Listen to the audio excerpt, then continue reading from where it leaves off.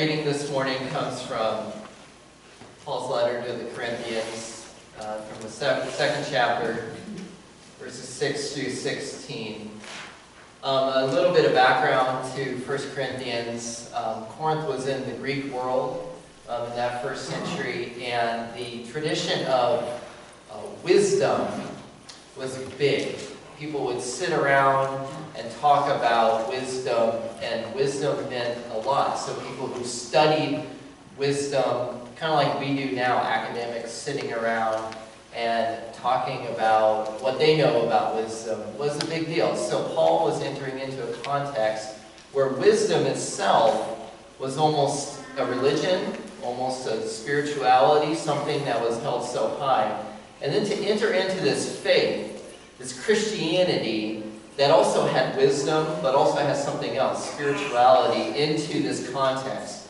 So in a lot of 1 Corinthians, he has to define, they have wisdom, we have wisdom too, but also something else.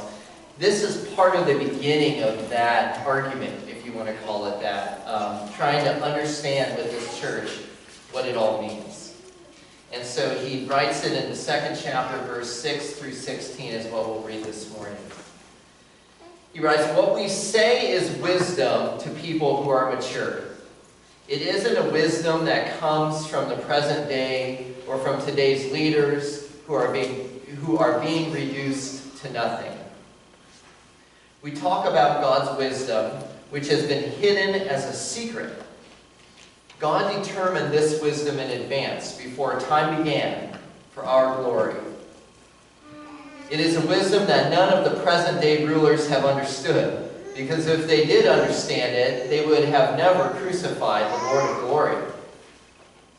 But this is precisely what is written. Quote, God has prepared things for those who love him that no eye has seen, or ear has heard, or that haven't crossed the mind of any human being. God has revealed these things to us through the Spirit. The Spirit searches everything, including the depths of God. Who knows a person's depths except their own spirit that lives in them? In the same way, no one has known the depths of God except God's Spirit.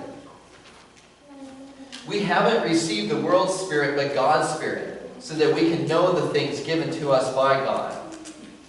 These are the things we are talking about, not with words taught by human wisdom, but with words taught by the Spirit. We are interpreting spiritual things to spiritual people. But people who are unspiritual don't accept the things from God's Spirit. They are foolishness to them and can't be understood, because they can only be comprehended in a spiritual way.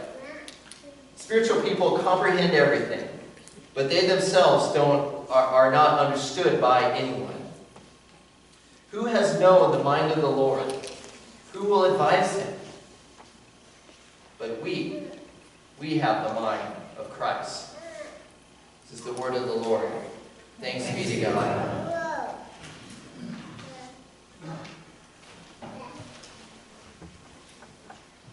Well, it wouldn't be completely accurate to say that I did not pick up a book that first year after graduating seminary. But I certainly did not read much more than I needed to get by. I will tell you that. I was tired. I was just tired of reading. You see, when I went to seminary, early on I became that student. Okay, maybe you had, if you did any postgraduate work or undergrad work, even high school, I was the one who read everything assigned. Now I know what you're thinking. You're thinking, wait a second, there's seminary students that don't read everything that is assigned? Yeah, there's plenty of them, trust me.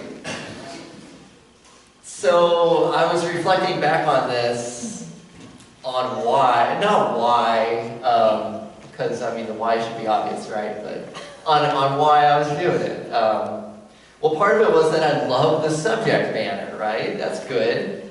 I grew up in church. From the day I was born, I was in church, but I quickly learned that I was no theologian coming out of church as a young person. I was certainly no Bible scholar either. Some of what I heard in seminary, I heard for the first time in my life.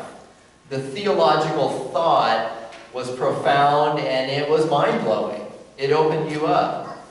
I was challenged, and then I was humbled, and then I was challenged again by the stuff I was getting. I had to create new paradigms of what I thought was real or fact or truth, and I had to re-examine some whole pieces of my faith.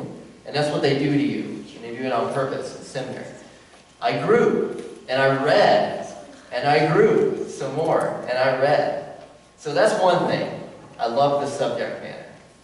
Now, reflecting back again, part of it, why I did that, I think, was my ego, believe it or not.